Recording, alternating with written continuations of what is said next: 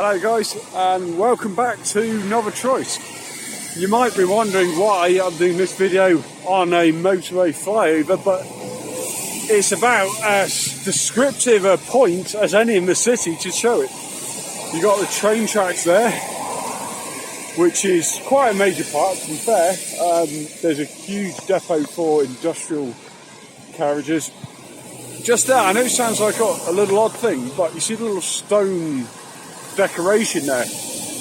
That is about as beautiful as it gets, I'll be honest. This is about the high point of a city as well. They're only about 10-15 metres higher than most of it. We're near the border with Kazakhstan, of course, if you remember last time anyway. And that way, right in the background, you can just about make out the towers of the Metalo Invest, well, Ural Metal, I think it is. It's a subsidiary of Metalo Invest, who are owned by Alisher Usmanov, the Uzbek billionaire, who owns, I think it's 30% of Arsenal, or certainly did anyway. And that company has bankrolled the city, pretty much, of Novotroitsk, where we are here. Well, at least it did until the 1990s. It's the sense of neglect and sadness around the place that I find so depressing. Pretty much every corner. I mean, I don't know how much you can make out down by the floor. It's all crumbling plaster, and the last lick of paint was about 20 years ago by the looks of it. Which is, and it is so, this is the scary part, it's so directly linked to basically one business. Not even just one industry. Monocities are very common here in Russia, in this region in particular. You've got Tolyatti, which is founded around the car making industry, Lada, of course. You've got Kamaz. Novotroitsk Cholny is a team right at the top of the league. Novotroitsk Cholny is where pretty much all the heavy goods vehicles are made in Russia. You've got Yekaterinburg itself, Ural Dubal. That was very important in machine building industry, especially during the Second World War. And I guess you could say during the Soviet Union, when a lot of these mono-cities were closed cities, it worked because nobody got in or out. So it wasn't a matter of trying to encourage people to come in. You brought people in for the businesses, they stayed, and that was it. Now, when it's open and free and people can move as much as they like, if a business decides, you know what, we're not making enough money here, we're going to pull out, that's it. It's really that sad. I would like just to mention a positive note though.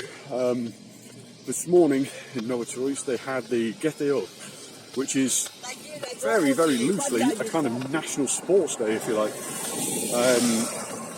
They had something like, I mean, I'm going to guess about 300 people or so in the main park at 9 o'clock on a wet, rainy, cold Saturday morning. Everybody from 6 years old to 66 years old doing running races.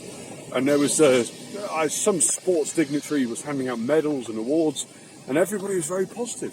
I mean, it's going to be incredibly rude. It is rude, but it's very hard to see what there is to be positive if you live in a place like this when there's clearly no prospects.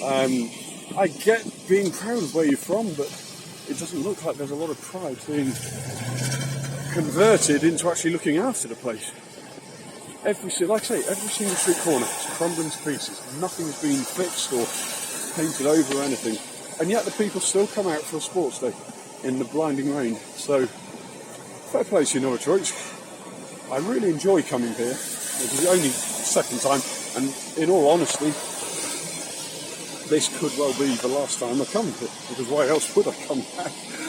I mean, for the football, that's why main reason I've come here. Well, at least I'm using that as an excuse to get around and see the different cities around the region. And I kind of feel fond of it already. I mean, you see behind me, just a very brief example. I'll show you this. Look at this. This is another example of what I mean. Like here, this little wall here, we've got that little gabled archway. We've got it's nothing overly over the top, but it's a lot more decorative when it was originally built. And yet now you look at it, there's a graffiti's peanuts on the wall. Bricks are collapsing, the paint's faded.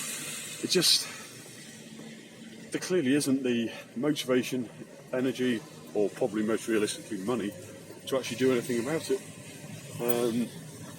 So anyway, there we go. That's another little snapshot of Novotroitsk. I will be at the game today, of course. That's why I'm here. Nosta are struggling. They're right near the bottom of the table.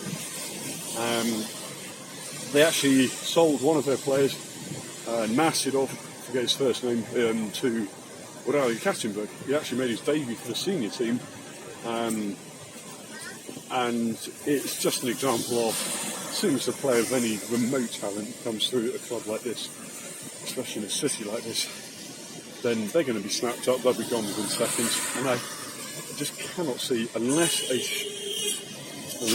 sugar daddy comes in and throws a pot of money, naturally, Novotroitsk and Novotroitsk are never going to go anywhere. They only founded in 1991, and I have to be honest, unless somebody with a genuine emotional connection to Novotroitsk fancies trying to get them up to the Fanel, the second tier, and from there, who knows, I could see a club dropping out altogether. That's what happens at this level. But anyhow, right, join me later, boys. I'll be at the boys and girls. Be at the game. I just come down the street, wandering as fast as I can, trying to find something interesting of note, but it's just nothing. There really is nothing. I really am conscious of how rude I'm being about Novotroitsk. The people are great. They are as positive as they can be, but my word is, they're being tested to their limits. All right, I'll catch you guys later. Be at the game. Tumen desperately need a win, to be fair. They drew last game 1-1 in Togliatti, which in itself sounds okay, but Lada Togliatti are a desperately poor side. First game after Goran Alexic is gone. Second game, there was a big period in the second half when Tumen looked absolutely devastating, but just could not finish to save their lives.